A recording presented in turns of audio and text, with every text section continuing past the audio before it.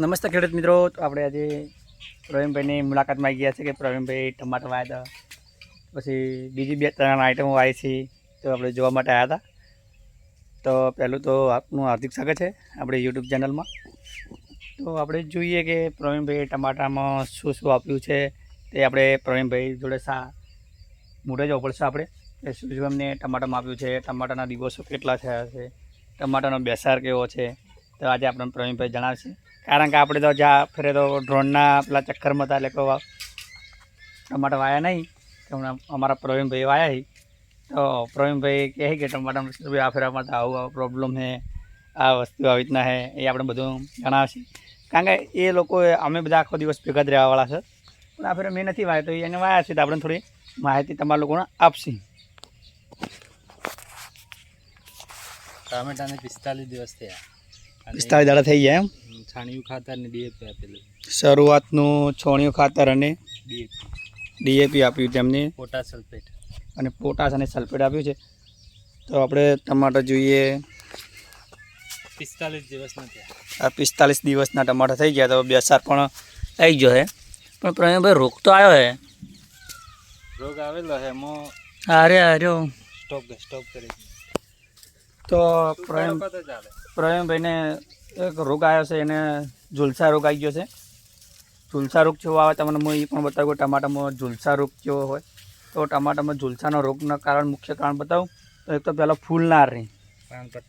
Main પ્રશ્ન, જો ફૂલ ના રહે તો ટમાટું બેસે જ કઈ જગ્યાએ, તો આ મોટો રોગ પ્રશ્ન બને. એટલે આ રોગ તો ફરજિયાત કંટ્રોલ કરવો જ પડે. તો અમે વાપર્યો તો પાવડર આવે છે દર ફેરે, એ લઈએ છીએ. એક કરે સાપ પાવડર આવે છે અને એક આવે છે કેપ્ચા. આ કેપ્ચાનો પાવડર તમે આ બે વસ્તુ વાપરે, કારણ કે આ બેનું વાતાવરણ જો અલગ અલગ હોય છે તો એનું કંટ્રોલ કરવાનું કામ કરે. તો મેન પ્રશ્ન આ બને છે. જુઓ, સમયસર કંટ્રોલ ના કરો તો આ રોગ મોટો ન થાય. આવે છે જો સમયસર એનો કંટ્રોલ ના કર્યો ને તો હાલત ભૂંડી થઈ જાય. આમાંથી તો એક ટમાટો બચશે, બાકીના બધા ટમાટા ખરી જાય. અરે ઘણો બધો ફરી વળ્યો. જ્યાં ફેર અમારે આ પ્રશ્ન બન્યો હતો. ના, ટમાટે નાઈટ તો સારી ખેંચાણી 45 દાડો. આમ તો કોઈ બી વેરાયટી વાવો એટલે કહેવાનું મતલબ 45 દાડા ચાલુ થઈ જ જાય છે કે.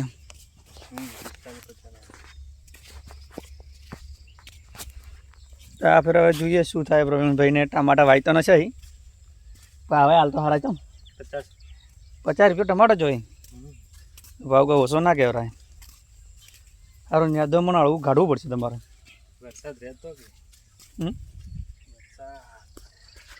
વરસાદના કારણે પ્રવીણભાઈને ખોળ વધી ગયું છે. અને આ મેન પ્રશ્ન આર્યો. જુઓ, આ વસ્તુ આવે ને તો મોટો ફાયદો થાય. જ્યારે જીવાત પડવાનો પ્રશ્ન બને ને તો આર્યું તમને કંટ્રોલ કરીને થાય. અને આ શું ખબર, ગલ ગોઠાય. તો મચ્છી જીવાતમાં તમે જો કોઈ બી શાકભાજી વાવતા હોય ને તો વચ્ચે વચ્ચે ગલગોટા વાવવા જરૂરી છે. કારણ કે જો ગલગોટાથી તમારે મચ્છીનું કંટ્રોલ થઈ જાય.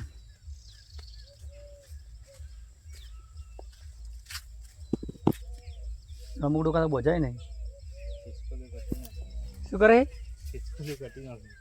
તો જો ખિસકોલી કાઢી નાખે. ખેડૂતો તો એક પ્રકારનું માર છે. એક તો રોગ કંટ્રોલ કરવાના, બીજું જનાવરને ખવડાવવાનું, ત્રીજું ખેડૂતોને ખવડાવવાનું, અને વધુ ખેડૂતને ખાવાનું. ખેડૂતને તો 90% વધતું જ નહીં. ખાલી કહેવાનું કે ખેડૂતને વધે.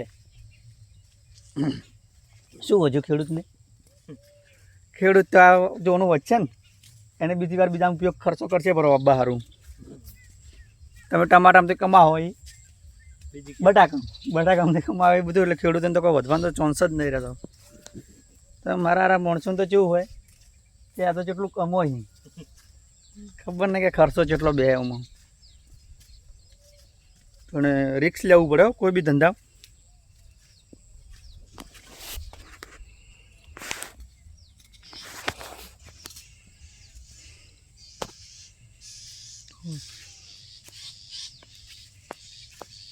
અરે દર ફેર આ ભાગમાં મંદુર હે ને સોયલ ના કરે. હાલ તો આખું વાતાવરણ સોયલાનું જેવું છે. શું એ અંધારું અંધારું થઈ ગયું એકદમ. વરસાદ કોઈ હુજવા જેમ નહીં ના ટમાટર તો. તડકો નહીં મળતો ને, હમ પૂરો તડકો નહીં મળતો ને.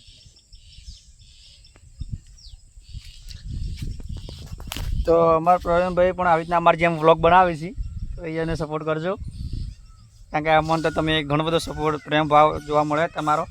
કારણ કે આપણે 1000 સબસ્ક્રાઈબર તમે પૂરો કરી દીધા છે બધાને, કારણ કે તમારા ખેડૂત મિત્રોનો સપોર્ટથી. અને આપણે ખાસ કરીને એગ્રીકલ્ચર લગતું બનાવે છે, કારણ કે આપણે એક ખેડૂત છે, બધી વસ્તુનું જોણ હ કે કયો રોગ કયા ટાઈમે આપતો હોય. તો એના હિસાબે આપણે પણ જો મારા ફેસબુકની અંદર મેં ફોટા નાખ્યા છે ટમાટાના, કે કેટલા દિવસે કઈ વસ્તુ વાપરવી. શું કહેવું પ્રવીણભાઈ? સાચી વાત. તો અમારા આયા માસ્ટર કારીગર છે ખેડૂત. કારણ કે મારી જેમ ઘણી ઘણી છેલ્લે શેમાં આવ્યા? ખેતીમાં જ. ખેતીવાડી. તો આપણે સેલિબ્રિટી કન્વર્જી છીએ, ભણેલા ગણેલા છે. તો એને તમે જોઈ શકો, એમનું ઉદાહરણ જુઓ. એવું વાટું નહીં કે આપણે ભણેલા હોય એટલે કે ખેતી ના કરાવરાય. ભાઈ ખેડૂત બને એટલે કોઈ શરમની વસ્તુ નહીં. ખેડૂત બનવું કોઈ જેવી તેવી વસ્તુ નહીં. કે સીધા ખેતરમાં આવે એટલે ખેડૂત ના બનાય, એની જાણકારી હોવી જોઈએ. ચમ પણ આ રોગ ખૂબ બહાર રહ્યો. ઓમાં પાવડર વધારે વાપરવો જ પડશે. આ ઝુલસા રોગ તો બધું ભૂખા કાઢી નાખશે. તો ઝુલસા રોગ એક આ તો ખાલી વરસાદના કારણે આવતો હોય, કારણ કે વાતાવરણ નહીં બરાબર હાલે અનુકૂળ. જો હાલે વરસાદ એકદમ સડી રહ્યો, એકદમ ઘાટ એકદમ. તો વધારે પડતો વરસાદ થતો હોય ને તેના હિસાબે એવું થાય ને. આ ફેરે પ્રવીણભાઈ વહેલા જ વાઈ નશે ને 7મા મહિનામાં. 1 મહિનો વહેલા. 7મા મહિનામાં અમે જ્યાં ફેરા વાયા હતા 8માની 15 વાયા હતા. તો 1 મહિનો પ્રવીણભાઈ વહેલા વાયા છે. જ્યાં ફેરે મારે આવો જ પ્રશ્ન બન્યો હતો કે ચો ટમાટો બાંધવાની શક્યતા જ નથી. કારણ કે ઝુલસા રોગ ટમાટા મોટો પ્રશ્ન બને. પ્રવીણભાઈ કાકડી તમે વાઈ બાજુ, કાકડી તુરિયા. કાકડીનો તુરિયા હારા આવ્યું લે ઘર માટે. તો કાકડી તમે સારી તૈયાર કરી છું.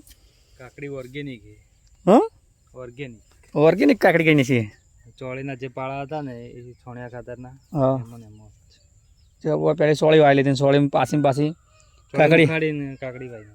તો કાકડી હાલ જબરજસ્ત છે. ભાવે સારા છે ને, 25-30 રૂપિયા હશે જ ને રેગ્યુલર ભાવ. શું ભાવ ચાલ? 30-35 રૂપિયા કાકડી જાય. તુરિયા 30 રૂપિયા. તુરિયા 30 રૂપિયા એટલે કોઈ ઓછો ભાવ ના કહેવાય.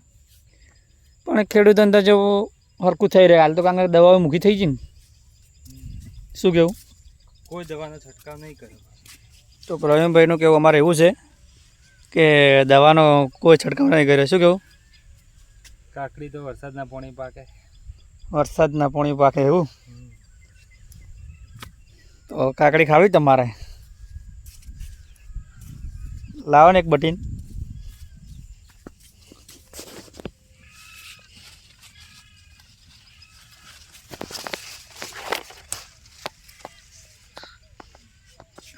રસ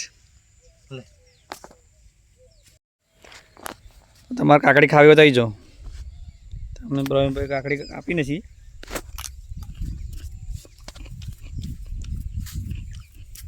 આજે વેણવા નથી રવિવારે. શું કર્યું? વેણવાની હતી તો વરસાદ આવી જતો ને એટલે. વરસાદના હિસાબે માર્કેટ રવિવારે હે. રવિવારના હિસાબે નહીં વેરી એમ. તો હવે શું આવ્યું? ડુંગળી. બરાબર જ ડુંગળી. પ્રવીણભાઈ ડુંગળી વાઈ નથી. હવે ઉગે.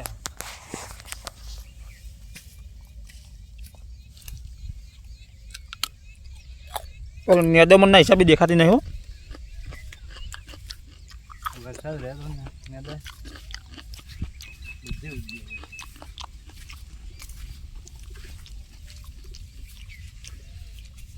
સક્સેસ થઈ ગયું પાછું. પણ હવે વરસાદ જો પૂર્બા વરસાદ આવે છે તો પૂર્બા તમારા ખેડૂતોને ખબર કે પૂર્બા વરસાદ એટલે શું, એવું કહેવાની જરૂર નહીં.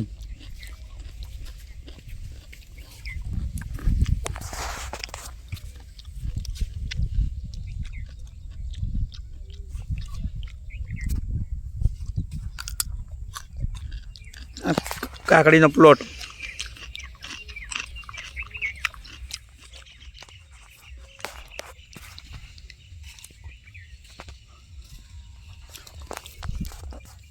તો અમારા વિડીયો તમને કેવો લાગ્યો જરૂરથી કમેન્ટમાં જણાવજો. અને જો તમારે ટમાટાની વધારે માહિતી જોઈતી હોય તો પ્રવીણભાઈ આપણે નેક્સ્ટ વિડીયોમાં બતાવશે ને કે આના પર શું આપવું. નેક્સ્ટ વિડીયો તો અમે નેક્સ્ટ વિડીયો બનાવશું ટમાટામાંનું, તો તમને એમ જ જણાવીશું કે ભાઈ ટમાટામાં શું કરવું. તો ચલો પ્રવીણભાઈ, એટલે જ આપણે વિડીયો બંધ કરીએ છીએ, કારણ કે વળી આપણે નવું બનાવીશું, એમાં ખેડૂતોને માહિતી આપીશું. તો ટમાટાના જે આપણે રોગની વાત કરી હતી ને, એમાં 2 પાવડર અવશ્યથી વાપરજો. તો સાપ પાવડર કોઈ તો કેપ્ચા અવશ્ય લઈને નાખી દેજો, તો તમારા 100% રિઝલ્ટ મળી જાય. જય દ્વારકાધીશ. શું કહેવું પ્રવીણભાઈ?